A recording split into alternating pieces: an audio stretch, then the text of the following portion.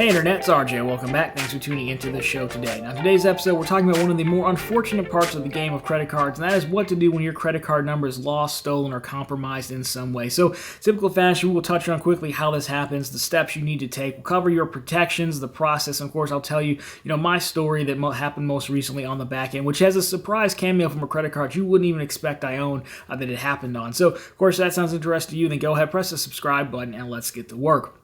Now, again, this is not necessarily a new topic. This is actually a problem as old as time, as old as the credit card game. However it may happen, it could be as simple as you've misplaced your credit card, someone took it off of you, a company that you've done business with was compromised in some way.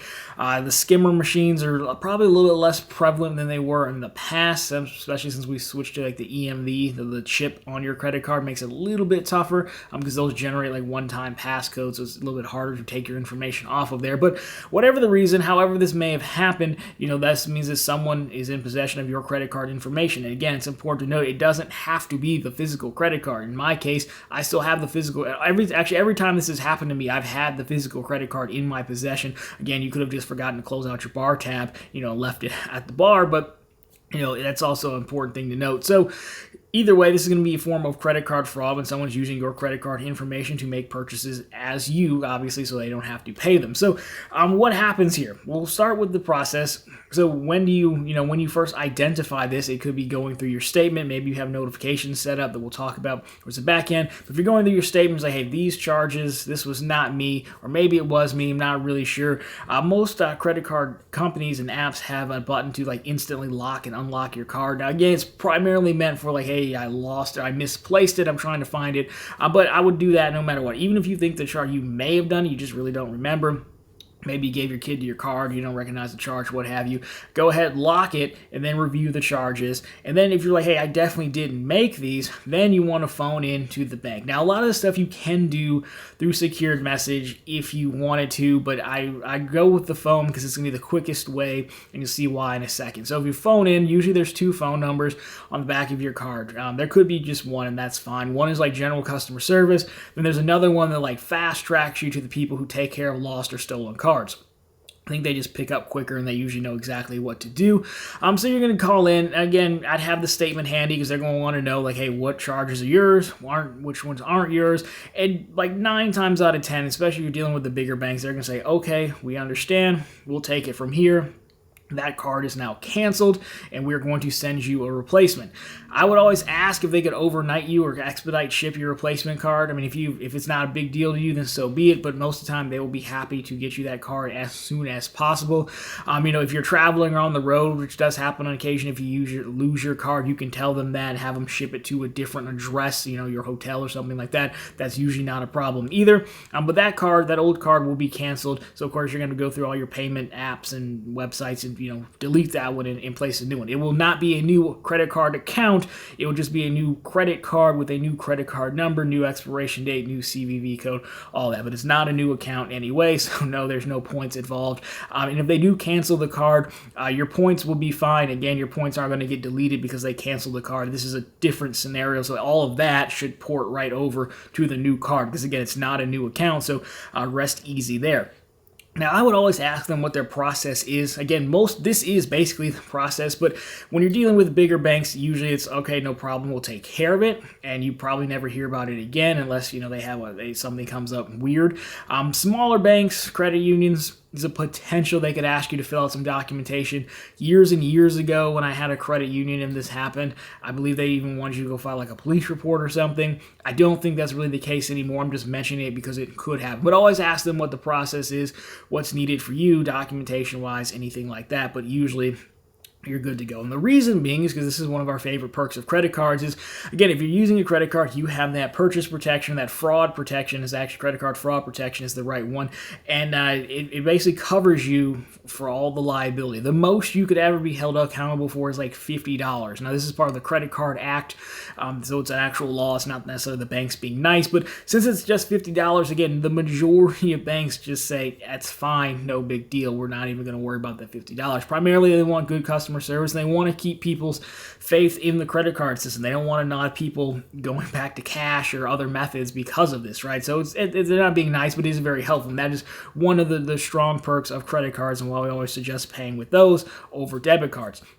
And you're good to go. And that's really the process. Now, I would say there's another thing here to keep in mind, that is if you go through secured message, could take a little bit longer. You can still go and file a chargeback. It's not necessarily a chargeback, but it'll be under that option of hey, file a dispute, and then it'll be these are fraudulent, or I don't recognize these charges. You could do that as well if you wanted to. Again, so long as you've locked the card. I do think it's going to be much quicker calling in and talking to a person. That's what the bank recommends. That's what I would go with too. Now, there's also another thing here to make sure you do ask about the process and follow the process, because anytime you're dealing with any company, not following the process can potentially void out all your protections and everything. So, for example, I was talking to someone, and they were really upset, not that their card got compromised, but they were upset that they had to get a new credit card because that person had committed their credit card number to memory, which sounds weird, but I have the last four of a few of mine in the CVVs memorized for the ones I use a lot for my catch-all cards that I've had forever. So I can understand that point. That person didn't have a ton. They just had one card, two cards. But the problem is, number one, someone else has your credit card information, so you're going to want a brand new card. Number two, if you were to, say, hey, I don't want your new card, well, you're breaking their process, you're failing to follow their process, and that could potentially, remove some of your coverages because you're not following their documented process. So that's why I say always just ask, and you're going to want a new card. It is annoying, but realistically, it probably takes 10 minutes to switch all the card over into your Apple Wallet, your Google Wallet, whatever you're using online, other apps, things like that. Now, in the meantime, of course, since this card is canceled or compromised, if you have reoccurring payments set up, you will want to plug in another card to, take its place in case a payment is coming due very soon. Because again, you're getting your credit card number stolen and switched out. The company charging you doesn't care at all, right? They just want, their money. So again, that's why we go back to overnighting it. So really, that's it. Banks have gone a long way. Banks and the Credit Card Act have gone a long way to make this annoying process very easy and to deal with. Now, sometimes, if you're so lucky, the bank will actually catch this for you. In my case, the bank caught it for me, but you wouldn't believe it. Out of all the credit cards I have, all the Chase cards, things like that, it was my upgrade card, believe it or not. So really quick here, I did upgrade as a bonus, right? They had a $400 checking account bonus. I don't know what the bonus is now, but I'll link it down below for you if you are interested. Don't let this deter you from getting free money. But anyways, you would open up an upgrade line of credit card, and then a checking account. So I have one of the line of credit cards that I haven't used ever. It's like a $24,000 limit. So I get an email notification from Upgrade saying, hey, we saw, this charge. Is it you? It was like a $7 charge to Discord. And I'm on Discord. We have a channel Discord. If you click the join button, you can check it out. So that was odd. So of course I go in. And then I actually log into my Upgrade account directly, because nowadays you just never know when you get those email notifications. It could be a trap, So I just, if I see the email, let me just log in directly on my own through my own, computer, so I know where with the link I'm using versus this email, just in case. Sure enough, there was a charge, so I go ahead and decline the charge. It was not me. They say, great, we're going to cancel your card. We're going to send you a new one. Now, what's very interesting is I know for a fact I never activated that upgrade card, ever. Now, I've looked around online, and there is a theory out there that cards actually come activated. Some do, which seems like a horrible strategy, so I don't know if that's true. But I know for a fact I never activated or never used this credit card, because there was no need to use this credit card for the bonus. You had to use the debit card. The debit card was not compromised. So that's also a little concerning. Why I say every time this has happened to me, I've had full possession of the physical card, and this card was basically what you would call air-gapped, almost like a computer that's never connected to the internet. This card has never been swiped. So how it happened, I don't really know. I do have to give Upgrade credit. I'm not the biggest fan of Upgrade outside their bank bonuses. We have a video on their cards that I can link down below for you. I wasn't too complimentary to them. I stand by that, but they did catch it, and it's important because I would have never caught it because I never used that card at all.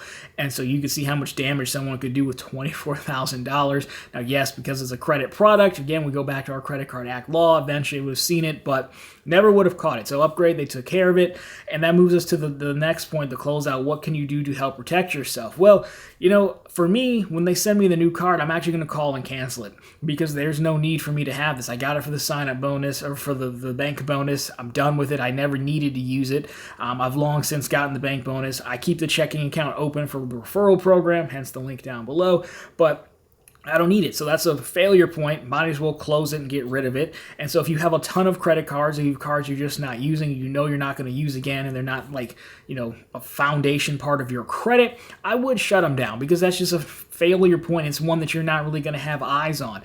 The other thing here is obviously to set up statement notifications. I don't have notifications on for upgrade because I was never going to use the card, so I never went in and set up payment reminders or anything like that. So setting up payment reminders, even for cards you don't use, at least if something does post, you'll get a notification for them like, oh, why is this here, right? Things like that. And of course, the standard, just check your information every time the statement comes through, because again, this was a $6.99 purchase. It could slip through the cracks, Maybe it's a test purchase before this person sees what's going to happen. Maybe they just kind of do it periodically to see if you notice. So it's always, again, good to skim through the statement, see if you recognize all the charges. But really, that's it. So overall, I wouldn't let this deter you from using credit cards. If nothing else, this should actually strengthen your resolve to use credit cards. How it was, resolved very quickly, this time without me even knowing, which is great. Sometimes it happens like that, sometimes it doesn't. But again, if this was a debit card or something else, then you would just potentially been out of luck versus the protections the credit cards give us. So that is what to do when your credit card number is stolen, as well as how to help protect yourself a little bit. So again, I'm going to take those steps, and hopefully it doesn't happen again. But every so often, sometimes your number gets punched, and that's okay. Part of the game. We charge it to the game and move on. So anyways, guys, that's going to do it for this one. If you liked it, drop me a thumbs up down below. If you found it particularly interesting, consider subscribing to the channel. Again, posting content just like this every week, right back here every Sunday with all the news you can use in the week that was in credit and finance. Again, let me know down below what your thoughts are. How credit card companies been treating you when you've gone through this process? I hope you haven't, but at some point probably will, unfortunately. So I'd love to hear your stories as well as your tips as well. Anyways, guys, that's going to do it for this one. As always, thank you so much for watching, and talk to you very soon in the next one.